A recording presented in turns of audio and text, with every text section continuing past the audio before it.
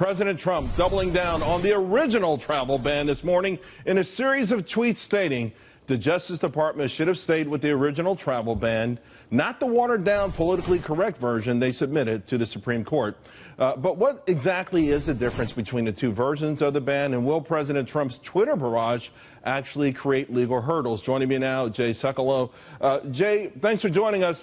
First of all, let's explain to the audience the differences, the distinctions between that first travel order from President Trump and then the second one. So in the first one, the issue that became prevalent was, of course, those that actually held valid visas. They were going to be caught up in this. So there was a concern that valid visa holders would not be gained access to the United States pursuant to the visas they already had.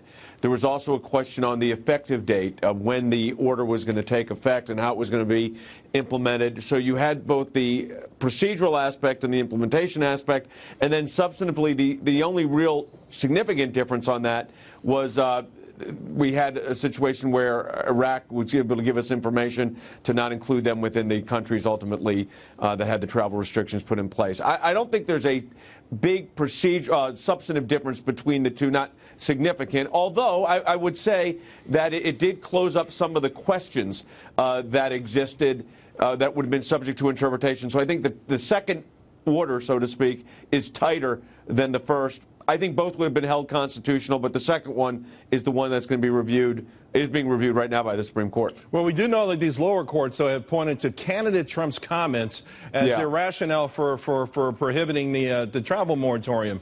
So could these tweets, where he now calls it a travel ban, and of course, you know, he's taken a pretty hard line talking about extreme vetting and these kind of things, could they actually make it tougher for the Solicitor General in the case before the Supreme Court?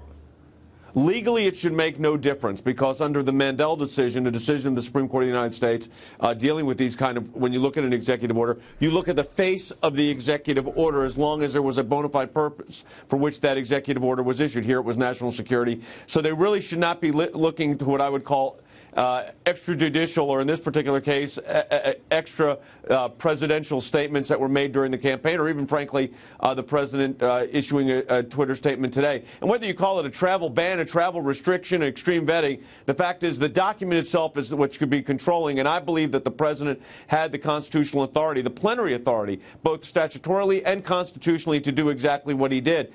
So I think the first tribunal where you're going to really see a fair shot at this is going to be the Supreme Court. And the Supreme Court, if they're sticking to their precedent, should rule in favor of the travel restriction on the executive order. Should all the justices on the Supreme Court be involved in a hearing? Well, there's the question about whether Ruth Bader Ginsburg, Justice Ginsburg, should recuse herself because of her statements prior to the election. Now, here's the fact, and this is just fact, Charles. You could file a motion to recuse a justice if you want to, but you know who makes the decision? That individual justice. So I don't think she's going to recuse herself. She's not obligated to under the law. It raises a question, but not one that requires her recusal. I would think, you know, maybe for prudence sake she would, but I don't expect so here.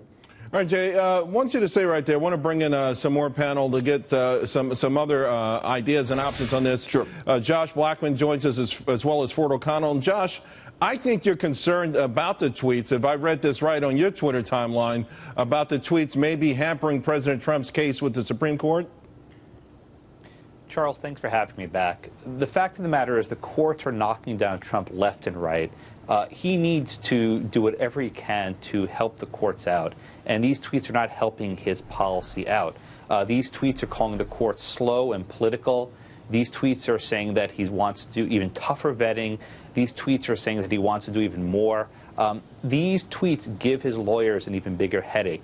And if he wants any shot at winning the 5th vote at the Supreme Court, of course this is Justice Kennedy, he needs to tone down his Twitter.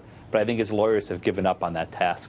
Ford, what are your thoughts on that? Do you think that matters? Is it all semantics at this point?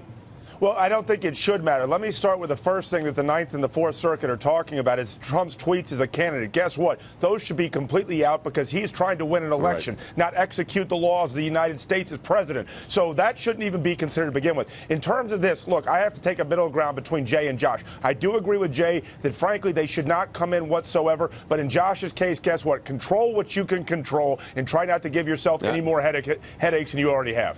Let me ask you guys. Go ahead, Jay. Yep. No, I was going to say, I don't really disagree with that. I mean, it should not matter does not mean it doesn't matter. It should not matter because if you look at the law, it's exactly as it was just stated. I mean, it should not matter. But does it have an atmospheric impact to it? And look, Supreme Court cases like any case, you're always worried about atmospherics. What about the wave of terrorism that we've seen? Of course, London more recently, but Europe in general, even around the world. Jay, I'll start with you. Should that have some sort of bearing on this? Because it feels like certainly it speaks to Western civilization being under assault. Well, look, I mean, you have to have a bona fide purpose for the executive order. That's what the courts looked at. And if you look at these attacks, and most recently the horrific attacks again this weekend in London, of course it makes it real. This is not some kind of, hypothetical we're dealing with. This is real terror happening around the world. We've had it here in the United States. Fortunately, the last few months we haven't, but in Great Britain they are having it, 3 in 10 weeks, 3 incidents. So I think at bottom here, that is part of the justification for it. Now, some will argue, well, those individuals were already British citizens, but it doesn't answer this question. And I think this is a valid question that immigration and naturalization should be able to ask anybody, including a citizen. What were you doing in Syria? Who were you meeting with? If you were in a hot zone, a trouble zone, I don't think that violates your privacy. Jay, let me add on to what exactly you just said. To your point, in 2005, radical Islamic terror was killing 5,000 people around the world in terms of the totality of it. In 2016, that's 30,000. The threat is actually getting greater. So the impetus for the need of this travel ban, whether or not you question the policy wisdom, is there and only getting stronger. Exactly right. Josh, here's the interesting thing, though. In the last 2 months, refugees in America under President Trump have actually started to increase. And what I found interesting in this data, of the top 5 nations, you've got Somalia and Syria, both of them on the travel ban.